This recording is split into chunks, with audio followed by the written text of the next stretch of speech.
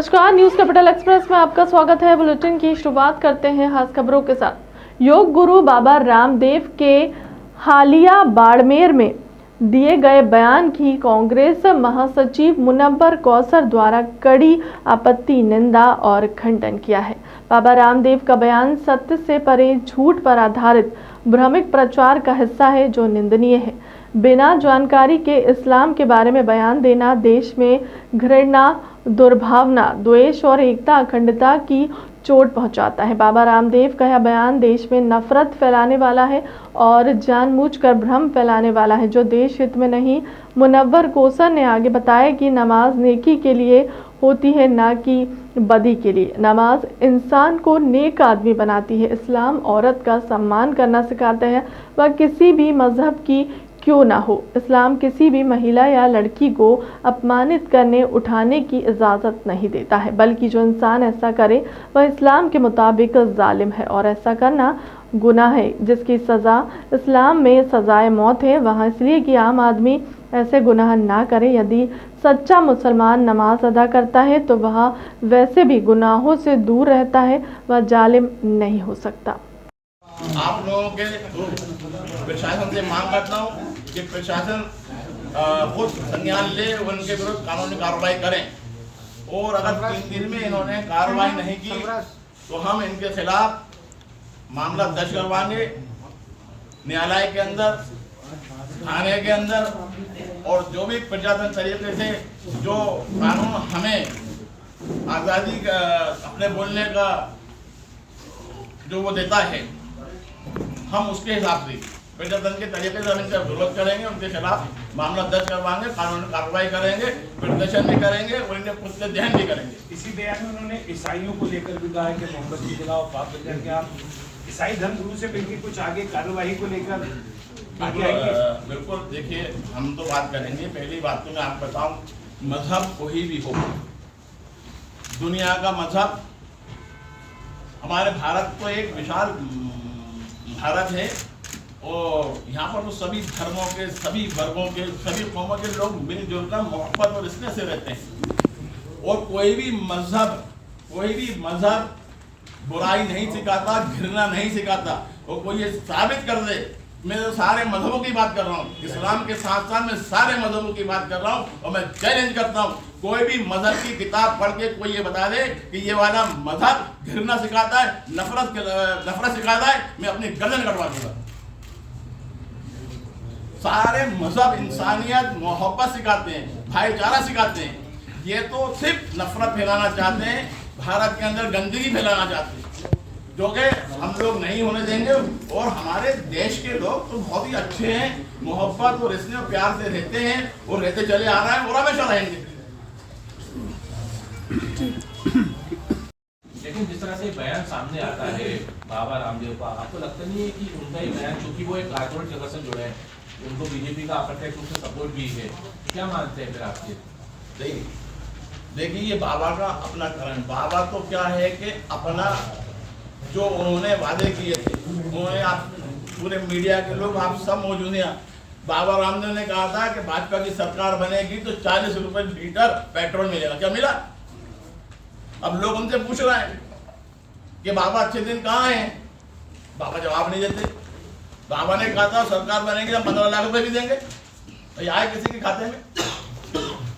बाबा जो है अपने बातों को, जो उन्होंने बयान दिए थे, उनको छुपाने के लिए इस तरीके से कर्म कर रहे हैं, जो कि एक झूठा प्रचार का सहारा लेकर देश को भ्रमित कर रहे हैं। मुनव्वर भाई, क्या अब जो है आप मुस्लिम धर्मगुरुओं के साथ मिलकर इनके ऊपर कार्रवाई के लिए आवेदन देंगे? या क्योंकि वो एक कारपोरेट जगह से जुड़े हैं, उनको बीजेपी का अप्रत्यक्ष रूप से सपोर्ट भी है, क्या मानते हैं फिर आपके? नहीं, देखिए, ये बाबा का अपना कारण, बाबा तो क्या है कि अपना जो उन्होंने वादे किए थे, उन्होंने, आप पूरे मीडिया के लोग आप सब मौजूद हैं, बाबा रामदेव ने कहा था कि भाजपा की सरकार बनेगी तो 40 रुपए लीटर पेट्रोल मिलेगा। क्या मिला?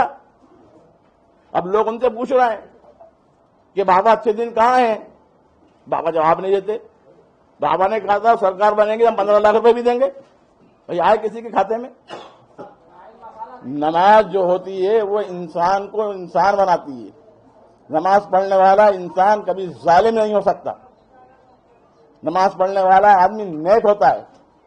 नमाज जो आपका सच्चा मुसलमान होगा वो किसी को गाली भी नहीं देगा। इन्होंने इतनी बड़ी बात कह दी। दूसरी बात, इस्लाम ने सबसे पहले सबसे ज्यादा महिलाओं को, औरतों को सम्मान देना सिखाया, उनका हक देना सिखाया है। तो इस्लाम मजहब किसी भी मजहब की महिलाओं को सम्मान करना, उनकी इज्जत करना सिखाता है, ना कि उनको बदनाम करना। ये इस टाइप का बयान देने के उनका मकसद ही है, जो बयान दिया, ये देश में नफरत फैलाना है, मुसलमानों के खिलाफ घृणा फैलाना है। जबकि मुसलमान इस मुल्क के अंदर अमन और शांति से रहता है। इस्लाम मजहब अमन, मोहब्बत और सुकून सिखाता है। अल्लाह ने जालिम को माफ नहीं किया है। इस्लाम ने सख्ती से कहा है कि जो जुल्म करेगा वो हमारे में से नहीं है, वो इस्लामी नहीं है, वो मुसलमान नहीं है। तो मुसलमान जो होगा वो जुल्म कर ही नहीं सकता किसी का। कोलार कजली खेड़ा में भगवान विश्वकर्मा की मूर्ति स्थापना और प्राण प्रतिष्ठा व कलश यात्रा के साथ में स्थापित हुई। यह जानकारी संगठन के घनश्याम विश्वकर्मा और नरेश विश्वकर्मा ने मीडिया को दी। जानकारी समाज के सभी लोग उपस्थित रहे।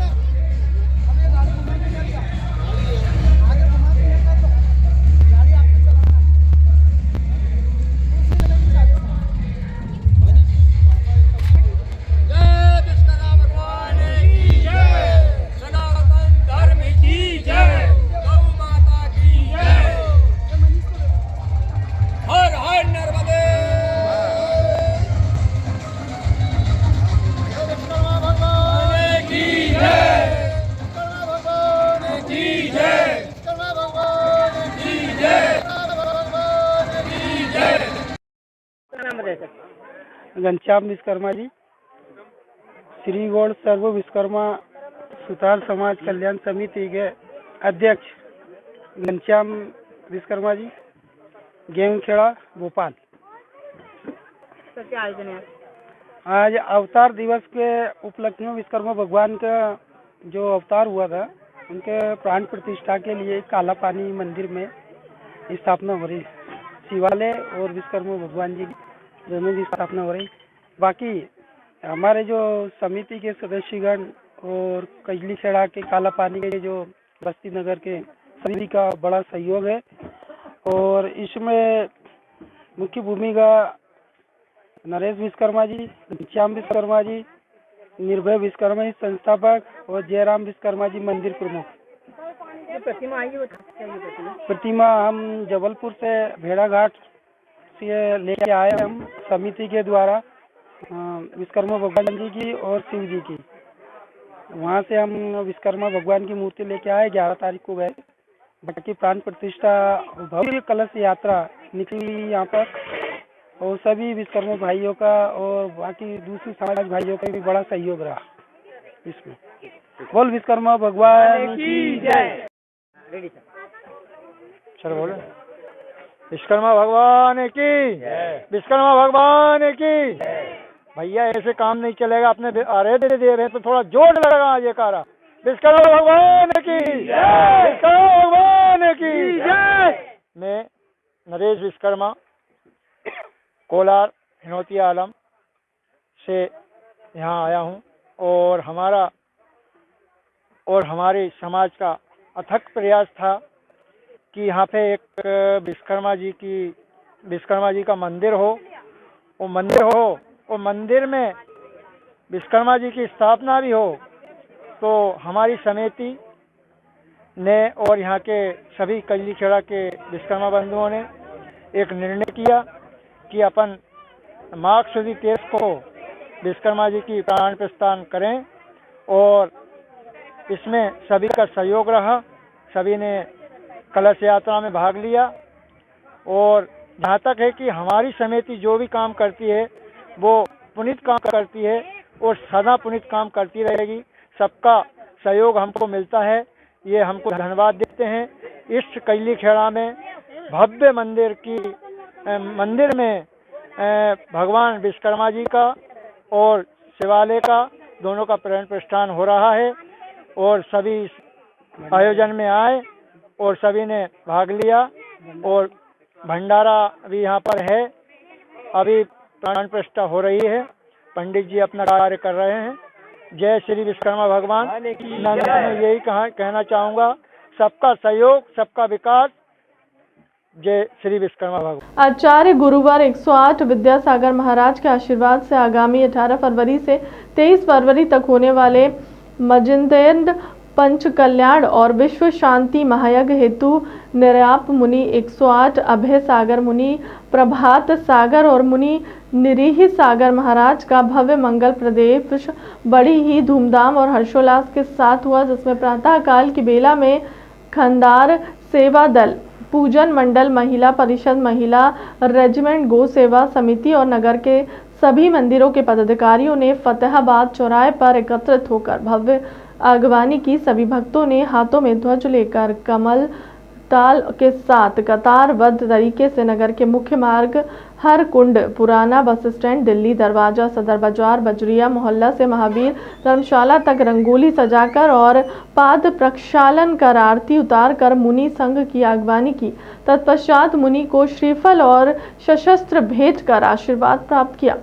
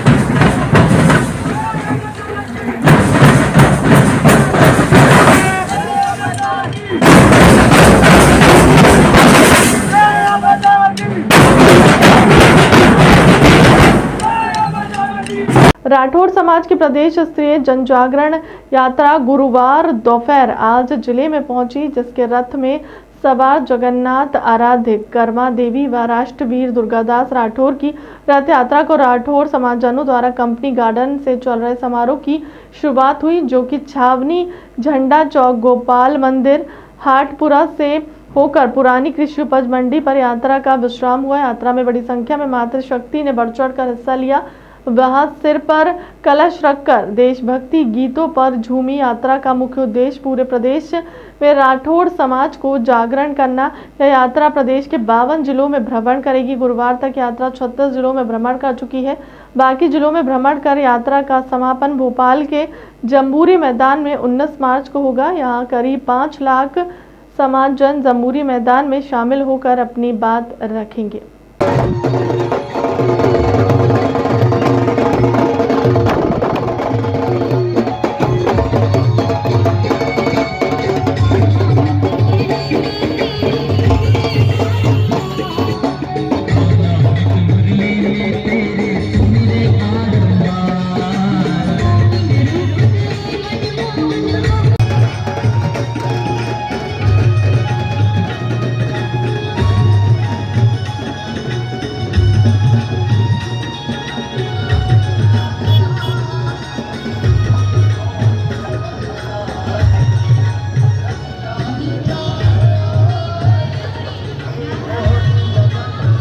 राजधानी भोपाल के समय इस्लाम नगर का नाम बदलने को लेकर नोटिफिकेशन जारी हो गया है। नोटिफिकेशन में इस्लाम नगर का नाम जगदीशपुर रखा गया है। बताया जाता है कि इस गांव का नाम 308 साल पहले इस्लाम नगर नहीं बल्कि जगदीशपुर हुआ करता था। तब 1715 के आसपास औरंगजेब ने जगदीशपुर के किले पर हमला किया है, लेकिन वह इस किले को जीत नहीं पाया। इसके बाद औरंगजेब के सैनिक दोस्त मोहम्मद खान ने जगदीशपुर के राजा देवराज सिंह चौहान को वेस नदी पर दावत के बहाने बुलाया और उसे धोखे से मार डाला। तब से इस नदी का नाम भी हलाली नदी पड़ गया। पिछले कुछ समय से इस्लाम नगर के रहवासियों ने गांव का नाम बदलकर पुराना नाम जगदीशपुर करने को लेकर सरकार से पत्राचार किया। इसके बाद इस गांव का नाम अब इस्लाम नगर से परिवर्तित कर फिर से जगदीशपुर रख दिया गया है।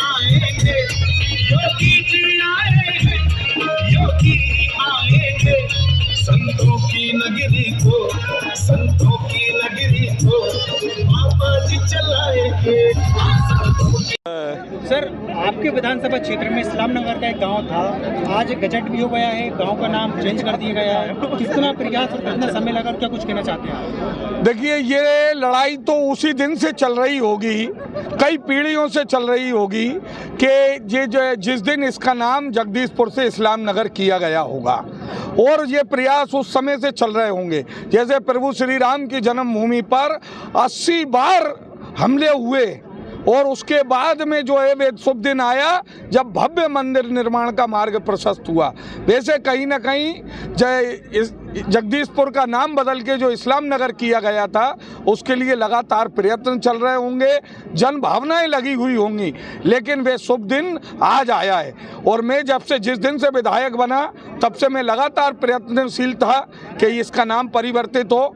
2008 में कांग्रेस की सरकार ने इसमें असहमति व्यक्त कर दी थी और उसके बाद से हमारे सामने सबसे बड़ी चुनौती थी केंद्र से एनओसी लेना, और उसके लिए मैंने माननीय गृह मंत्री जी, माननीय प्रधानमंत्री जी सबसे पत्र व्यवहार किया, प्रदेश की सरकार ने पत्र व्यवहार किया और वे शुभ दिन आज आ गया कि पहले केंद्र से हमें अनुमति मिली और उसके बाद में राज्य सरकार ने गजट नोटिफिकेशन करके कल इसको प्रकाशित कर दिया। अब आज से ये जो है इस्लाम नगर अब जगदीशपुर हो गया और ये सिलसिला अब ये रुकेगा नहीं। सर, 15 महीने की जब सरकार थी कांग्रेस की, तब भी गृह मंत्रालय की तरफ से पत्र आया था? हाँ, निश्चित रूप से पत्र आया था। मैं तत्कालिक चीफ सेक्रेटरी से मैं मिला था, वहाँ से मेरा पत्र गायब कर दिया पूरा जो है। उसके बाद मैंने विधानसभा क्वेश्चन लगाया था। तो ये लड़ाई बहुत लंबे समय से चल रही थी, लेकिन अंततः हम विजयी हुए हैं और ये अब इसका एक सांस्कृतिक गौरव इसको पुनः प्राप्त हो, इसके लिए अब प्रयत्न आज से केवल नाम बदलना हमारा उद्देश्य नहीं, हमारा इसका सांस्कृतिक पुनर्स्थापन हमारा उद्देश्य है। भव्य यहाँ पर जगदीश स्वामी का मंदिर बने, यहाँ पर जो है जो हलाली जो नदी का नाम पड़ा है उसका नाम बदला जाए, वहाँ पर एक स्मारक बने, ये सब हम निरंतर प्रयत्न करेंगे। 1 मिनट। आज हरई नगर परिषद के द्वारा आनंद उत्सव के समापन के उपलक्ष्य में नगर परिषद प्रांगण में गौरव दिवस मनाया गया। कार्यक्रम में मुख्य अतिथि के रूप में केसर नेताम पूर्व जनपद अध्यक्ष द्वारा सरस्वती पूजन कर कार्यक्रम का शुभारंभ किया गया। साथ में हरई नगर परिषद उपाध्यक्ष और समस्त 15 वार्डों के पार्षद व अन्य जनप्रतिनिधि गण उपस्थित हुए। नगर परिषद अधिकारी और समस्त कर्मचारियों के द्वारा सभी अतिथियों का उस माला से स्वागत किया गया। कार्यक्रम में स्कूल के छात्र छात्राओं के द्वारा सांस्कृतिक कार्यक्रम और नाटक आदि की प्रस्तुति की गई। साथ ही आनंद उत्सव के दौरान प्रतिभागियों को मुख्य अतिथि के द्वारा पुरस्कृत किया गया है, जिसमें बड़ी संख्या में छात्र छात्राएं, शिक्षक और समस्त नगर परिषद कर्मचारी गण उपस्थित थे।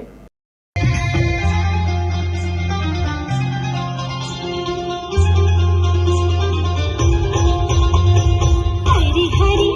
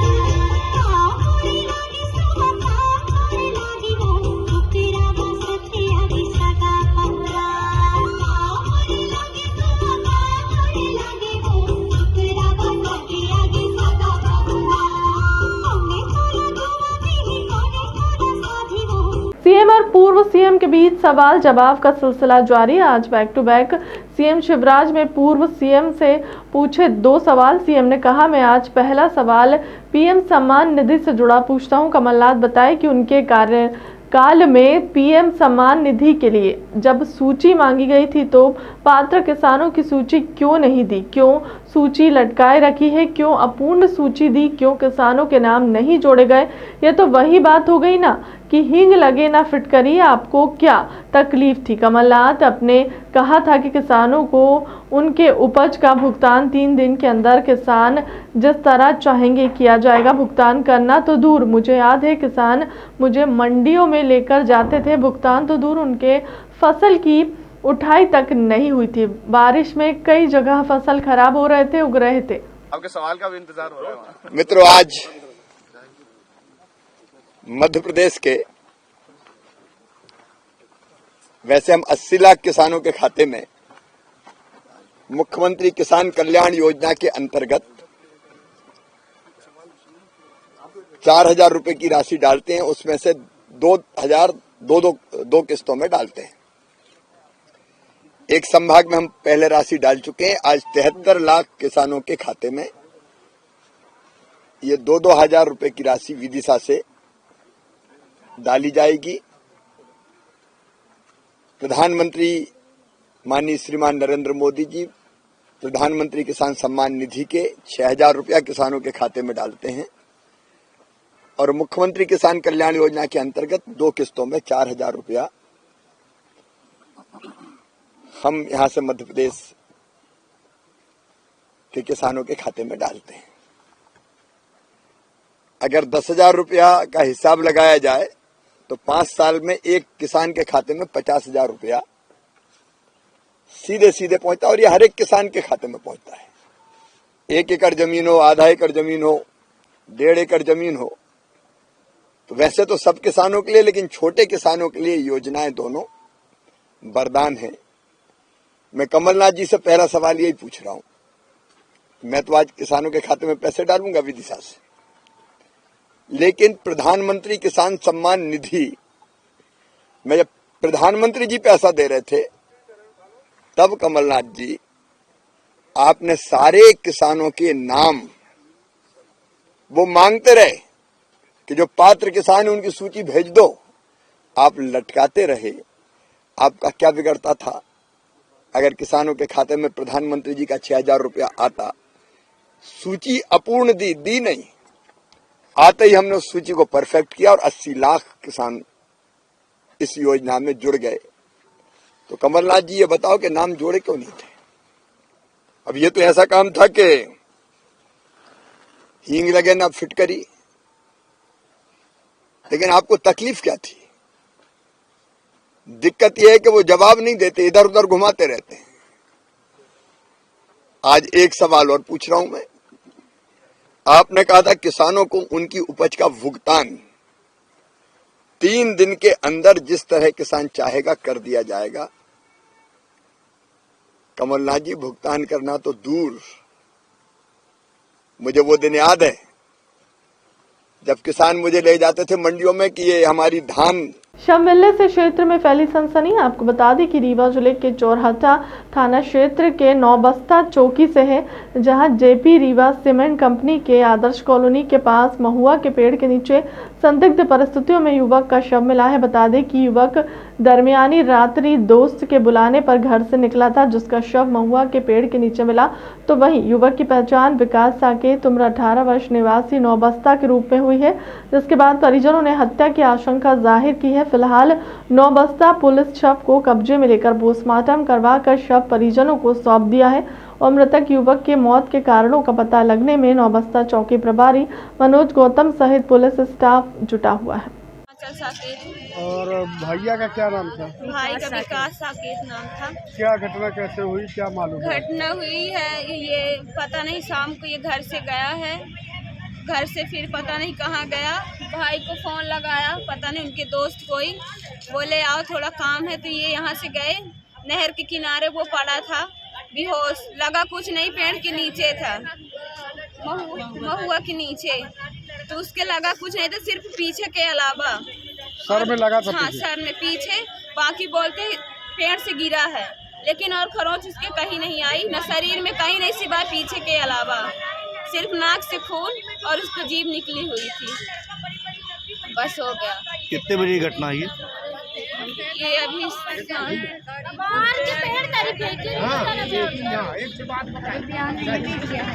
शाम की घटना है। मार के फेंके ये है, काहे की धमकी देते थे हमारे भाइयों को। कौन देता था? हमारे गांव के लोग। कोई नाम है? कोई देता था? हाँ, नाम है, 3 लोग हैं। एक लक्ष्मण यादव है, एक पप्पू बोलते हैं, साकेत है, उसी का लड़का एक नक्का है। कहाँ के रहने वाले हैं सब? वही नवस्ता, जेपी नवस्ता के हैं। 3 लोग हैं। हमेशा हमारे 2 भाई हैं, दोनों भाइयों को मारने की धमकी देते थे। हमारे पापा नहीं है, एक्सपायर हो गए हैं बहुत पहले, पर उनको हमेशा मारने की धमकी दी जाती थी। चौकी में शिकायत की थी? नवस्था चौकी में वहाँ से कल हम लोग लेके आए यहाँ, वहाँ से टाइम नहीं मिला। 12 बजे की घटना है, उसके बाद आज सुबह गए हैं तो किए हैं। तो ये क्या नाम है जिनका जो मृतक है, जो खत्म हुए हैं? भाई का आपका? विकास साकेत। आपका? आंचल साकेत। अभी सूचना प्राप्त हुई है ग्राम नवस्था थाना चौराटा से। एक विकास साकेत है, पिता श्री स्वर्गीय राम सिया साकेत, इनके भाई आकाश साकेत और उन्हीं के गांव के सुरेश कोल कल रात को ये उसको महुआ के पेड़ के नीचे घायल अवस्था में पाए थे, जिसको उपचार के लिए लाए थे और अभी सुबह डॉक्टर साहब द्वारा मृत घोषित कर दिया गया है उसको। अभी इतनी ही जानकारी है, मर्ग जांच में लिया गया है। मृतक है विकास साकेत, पिता रामसिया साकेत। अभी तक जो भी परिजन हत्या का आरोप लगा रहे हैं, बयान उनका भी हमने पूछा है, पूछताछ किया है, तो अभी स्पष्ट नहीं बताया है कि कौन हत्या किया है, क्या घटना हुई है, ना ही कोई चक्षुदर्शी साक्षी है। इस प्रकार से अभी कोई भी साक्ष्य हत्या के संबंध में प्राप्त नहीं हुआ।